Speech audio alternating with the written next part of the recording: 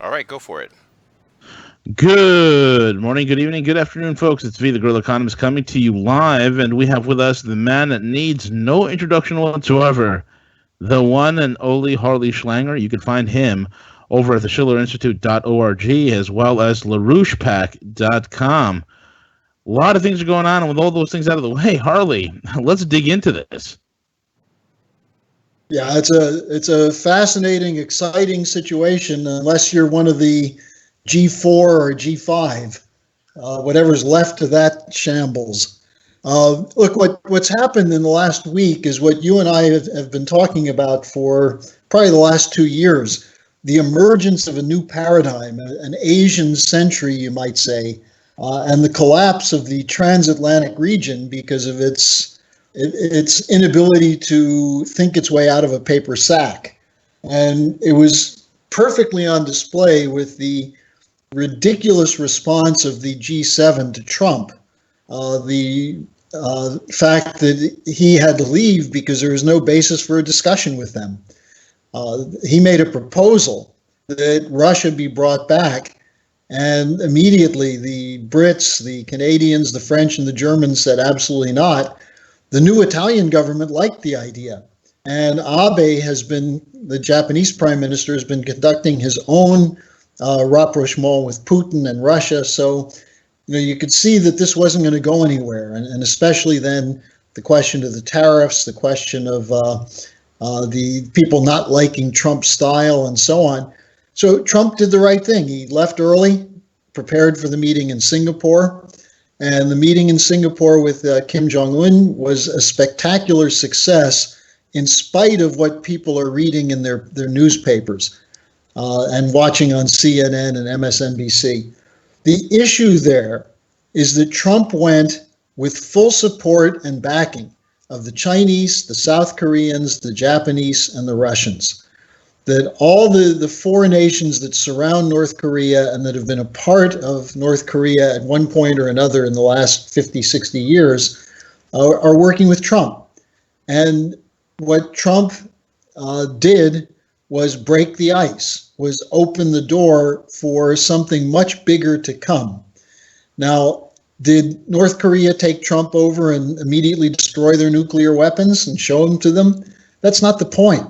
The point is that there's a process underway that's not just North Korea, but at the same time the G8 was collapsing or the G7 was collapsing. There was a conference in Shandong province in China of the Shanghai Cooperation Organization, which mapped out a strategic, economic, cultural, and philosophical conception about how you develop a nation, how you develop people, the importance of sovereignty, but also the importance of sovereign nations working together. So we're seeing this new paradigm come into existence. And what do we see in the US media?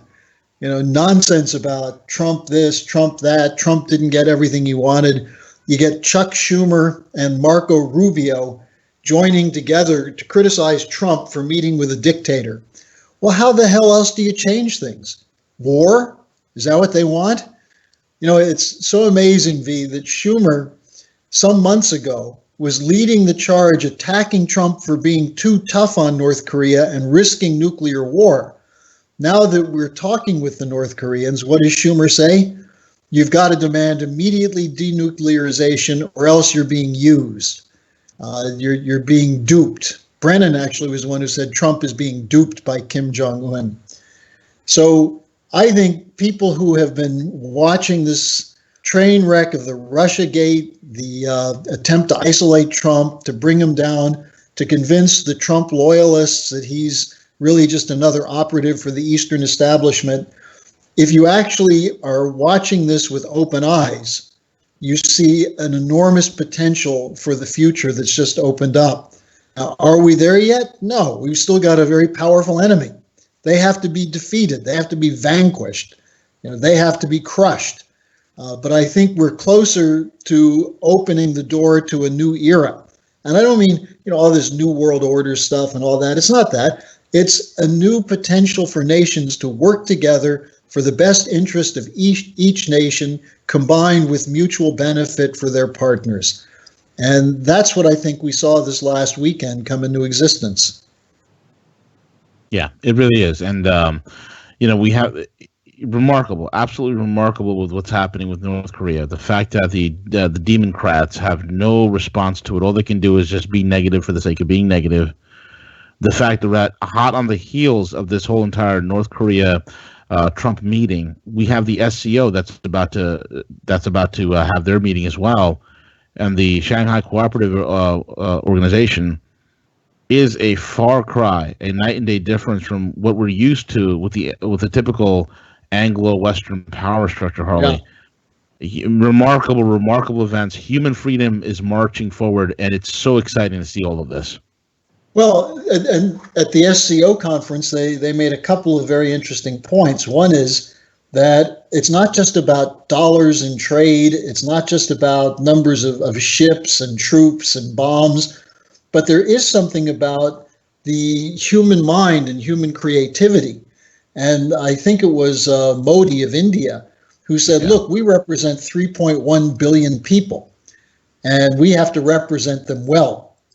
And in contrast, you had the Prime Minister of Italy pulling Trump aside and describing to him how he got the European Union bureaucrats to back down, as opposed to Theresa May, who is still on a leash, or actually maybe she still has the EU bureaucrats on a leash. It's hard to tell which one is the dog and which one is the dog catcher when it comes to May.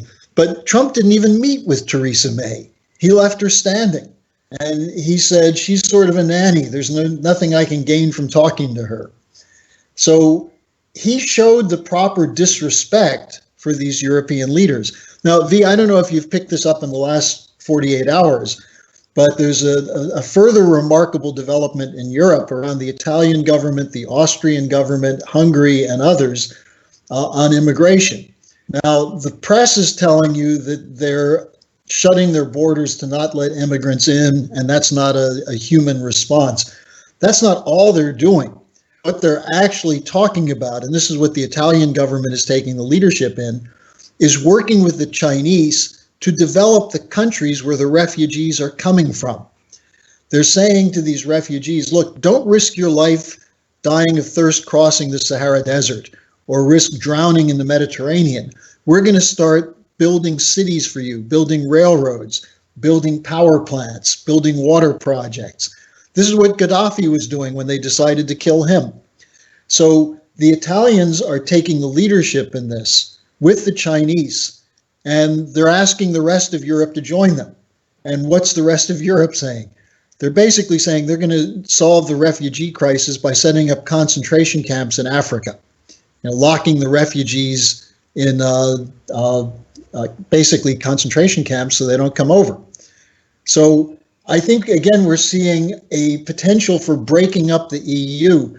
The French, Macron, attacked the Italians for their policy, and because the Italians turned away a boat 2 days ago. And the French, what did the French say? Did the French say, we'll take them in here? No, they said, send them back to Africa. So the Spanish government said, well, we'll take them, but we need a policy for all of Europe that works. And then Conte, the Italian prime minister, said to Macron, look, why don't you just stop criticizing and let's work out a solution? So he's going to France tomorrow. I think he's going to find that Macron has a big mouth, but doesn't do much to back it up. But again, this is, and then in Germany, Seehofer, who's the interior minister, I believe, who's from the sister party of Merkel, the CSU, Christian Social Union, is planning a meeting with Kurz of Austria and Conte of Italy to discuss the immigration problem, because he said Merkel doesn't have a solution. So the German coalition government may break up. The EU is in terrible shape, and Trump was absolutely right to say to them, look, you get your house in order before you start talking to me. Right, exactly correct. Harley, tremendous movements also are happening in China with the recent meeting between Putin and Xi. Would you like to comment on that? Oh, yeah. The two of them basically said they're best friends. Putin got I think the first ever medal as an honorary friend of China. But what they discussed, there were two things that were on the agenda. One was how to work with the United States in the reconstruction of North Korea. And of course, this is all, you see this in the LA Times or the Washington Post? Of course not. They also were talking with Abe of Japan, asking the Japanese to kick in to help this work. And that was what the video that Trump showed, Kim Jong-un, a video of what North Korea could be if they respond to the gesture from the United States. And what does the U.S. media do? It mocks it as science fiction. Now, did you see the video, V? No, I haven't got a chance to. It's on the White House website. It basically is high-speed rails, new buildings, new cities, children playing sports. It's an exciting, optimistic view of the future, as opposed to nuclear missiles being launched.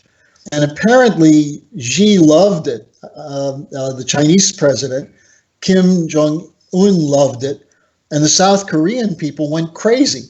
The South Koreans were in the streets dancing on Tuesday after the Trump Kim meeting. Even in the United States, the polls now show that 61% are happy that Trump had this meeting. Now, in the U.S. Congress, it's probably about 10%. Right, exactly. So the Congress doesn't represent the people at all. No, they don't. And I think we saw a good indication of that with this moron Sanders from South Carolina. Is that his name? Sanford. Sanford, yes. Yeah. Sanford. Who is anti-Trump and was defeated in a primary by a relative unknown who was pro-Trump.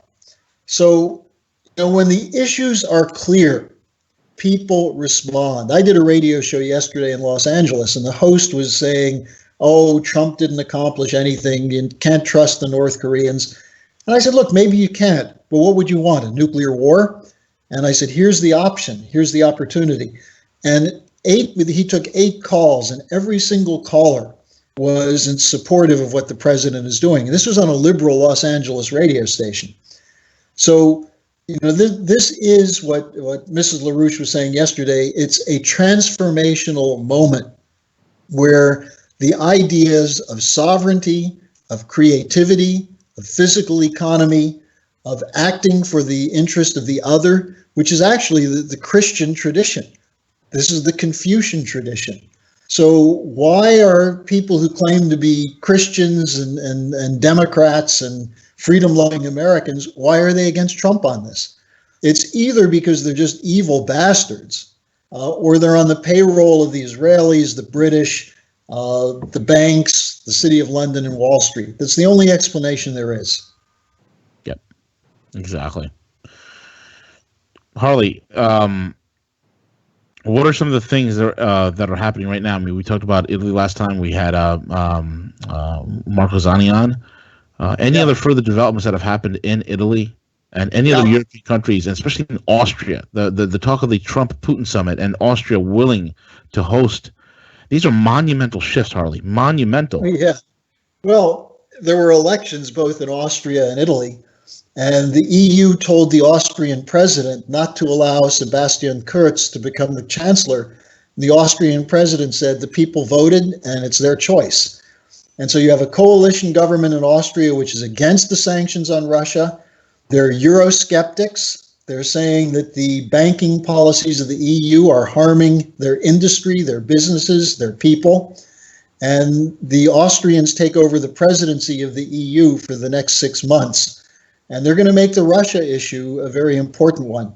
On Italy, really significant development. They just named 10 vice ministers, and 6 of them are signers of our Glass-Steagall resolution. A couple of them have pushed Glass-Steagall in the Italian parliament. So we're seeing a grouping in Italy that supports, as Marco Zanni reported to you last week, that supports the basic ideas of LaRouche's 4 laws of bank separation, national credit policy, infrastructure investment, and front-end technologies at the center of the infrastructure. This is extraordinary. And this is why the EU bankers were so freaked out about Italy. I mentioned to you what they're talking about in terms of infrastructure. One of the people who's coming in to the, I think, Vice Minister of Economics is Professor Gerasi, who I met in Brussels not that long ago. Gerasi is a professor in China. He's an expert on Chinese economic development, and he just wrote a paper about 10 things Italy could learn from China, which he then has a footnote at the bottom saying, China learned all of these things from the United States. So you have people who are friendly to the real United States, not the globalists, not the neoliberals and the neocons, but the real Americans in the tradition of the founding fathers. They're the ones coming into power in Europe right now. So this is remarkable. In the United Kingdom, you have the political parties continuing to fall apart with rage bubbling up in the population. Yeah. Here's something really fascinating, V. The head of security of the Israeli government, who's a Likud member, praised the Trump-Kim summit and said, maybe this is the way to go with Iran. Yes, absolutely. So, wow. Instead of saying, let's bomb them into the Stone Age and risk getting bombed, that Israel gets bombed into the Stone Age, how about a real peace settlement? Yep. And, it's interesting. I'm working on an article now taking this line from people that how can you meet with Kim? He's a dictator. He's got political prisoners. He's done all these bad things. Well, yeah, of course he has. But maybe he's changing. And Yitzhak Rabin made the famous statement, how can you sit down and shake the hand of your enemy? And Rabin said, you make friends, make peace with your enemies. You don't have to make peace with your friends. Right. But you make peace with people who at times have been unsavory, but recognize that it's in both of your interests to sit down together. That's something that Schumer doesn't understand, something that Pelosi doesn't understand, something that Marco Rubio doesn't understand, or McCain or McConnell. Both parties are terrible in this.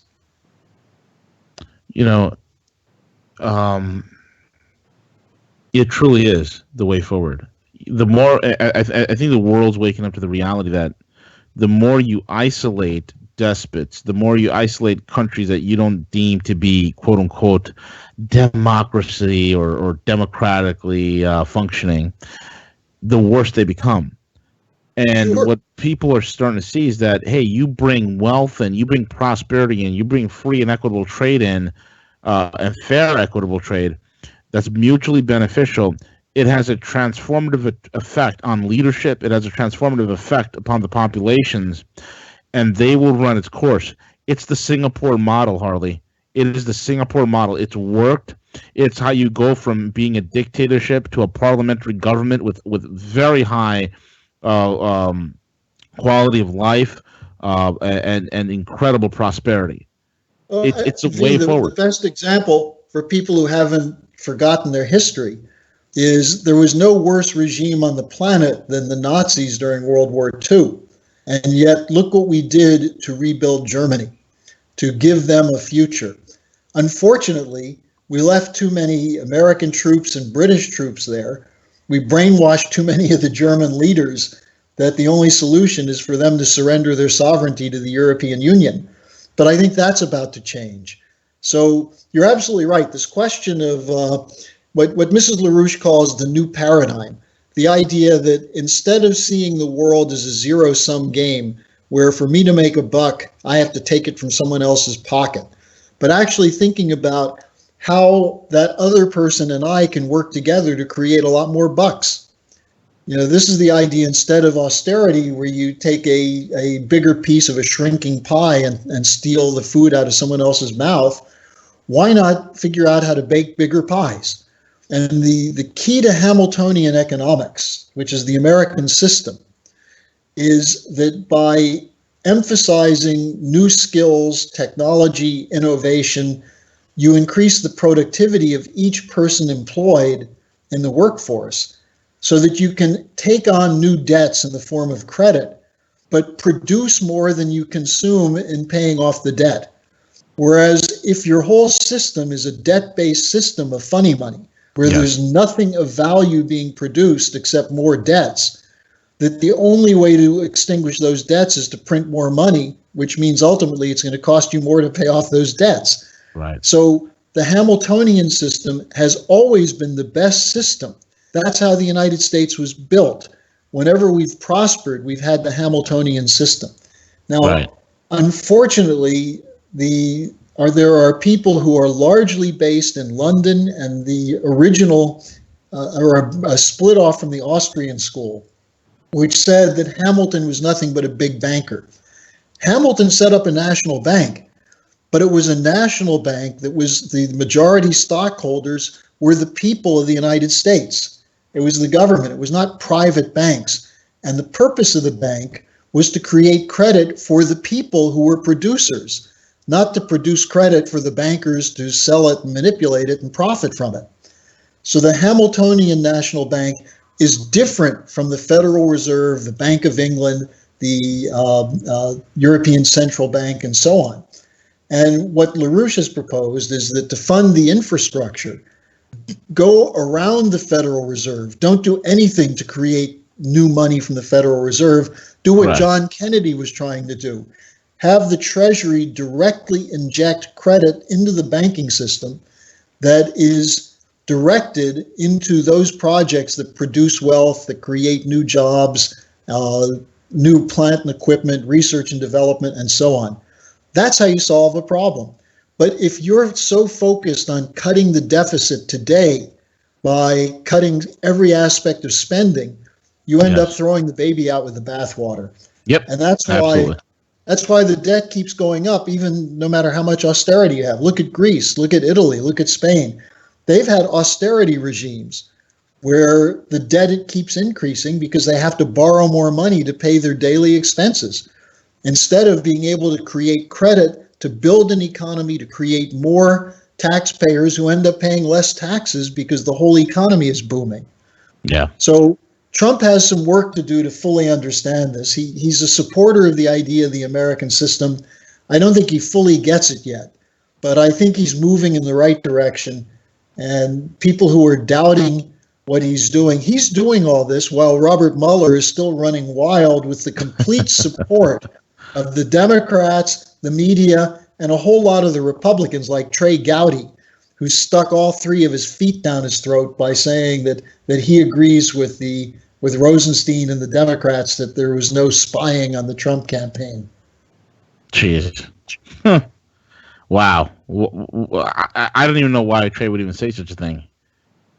Well, some people think that he's saying it. The people who are charitable to him, like Nunes, said, well, he just naturally tends to support the FBI. I think after this new Inspector General report comes out, it's going to be hard for anyone to support Comey and McCabe and Peter Strzok and this gang of corrupt political operatives, partisan operatives, who were the ones who really rigged the election or tried to rig the election under the direction of Brennan, Clapper, and British intelligence. Yeah. Well, Harley, what else is on your radar?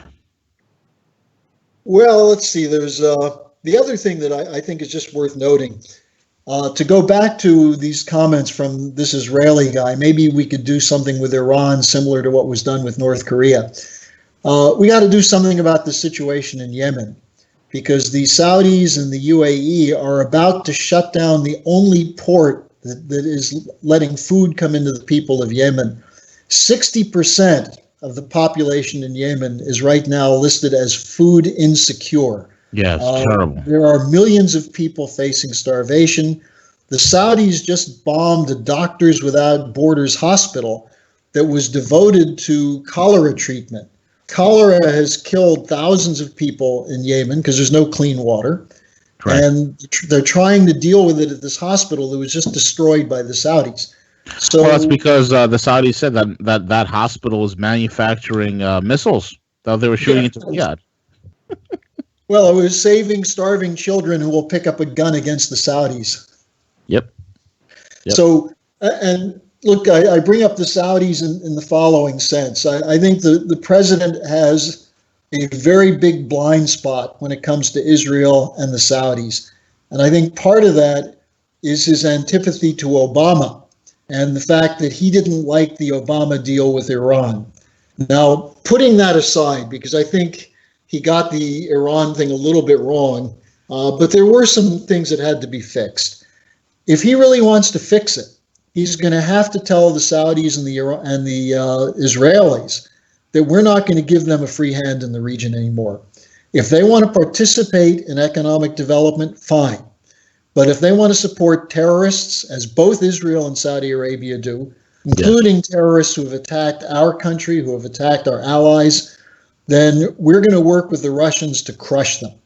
And if Trump were to say that, and then go with American system economic policy, starting with Glass-Steagall, then he would be completely unbeatable in 2020. Why? Because he's so great? No, because he's doing good things for the country. You know, we haven't had a president who really put the country ahead of his political ambitions, probably since Reagan. So Trump has a chance to change the political culture completely. And just to come back to Singapore again, V, because it's so important. The way he treated Kim Jong-un, you know, he didn't go in and say, I'm not going to shake your hand because you've got blood on it.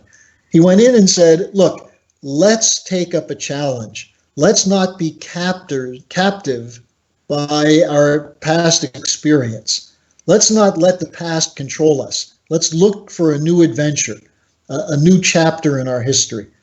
And Kim responded by saying, we need to address the problem of animosity between our two peoples so that we can overcome that and work together.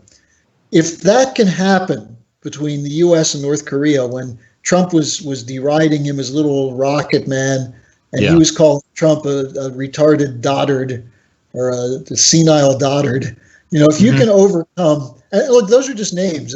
Tossing names at people is a lot better than tossing missiles. But the fact that they resolved that and are looking to the future. And I think the other point Trump made at his press conference, when all the Western media were just baiting him and attacking him, and he handled it very well, in contrast to the Korean and Japanese media, who started by saying, congratulations, Mr. President. Did you see that? No. They started their questions by congratulating him. But Trump said something interesting. He said, Seoul, South Korea has 25 million people, and it's within artillery range of the largest artillery operation outside of China in Asia. Right. And he said, if we didn't do this, we're not talking about thousands of casualties. We're talking about tens of millions of casualties. And he said, no country could live with that. And I think that's gives you a different sense of Donald Trump than you get from the lies in the media and the slanders in the media. You know, is he the greatest person in the world? Probably not. But is he acting to make Americans safer and to create a better future, in spite of the fact that he's being demonized by most of the elected political officials in the country, at least in the U.S. Congress? Yes, he is working for us. And it's not, we shouldn't just jump up and down yelling Trump, Trump, Trump. We should go out and fight the war against these immoral creatures who prefer swindles and war to peace and prosperity. Correct. Exactly correct. Very well said. Harley, thank you so much for being on. And folks, again, you can check out Harley on his website, theschillerinstitute.org. As well as LaRouchePAC.com. And folks, again, subscribe, like, comment, and share. It is vital. It is absolutely vital that in this critical juncture that we all push through and really begin to work to turn our country around. And what Harley has saying is an absolute voice of clarity for this time. And we are very, very lucky to have him. So once again, Harley, thank you so much for being on. It's a pleasure as always, sir. Well, my pleasure to talk to you, V, and I'll be back next week. Absolutely. And with that being said, we're over and out. Take it away, CJ.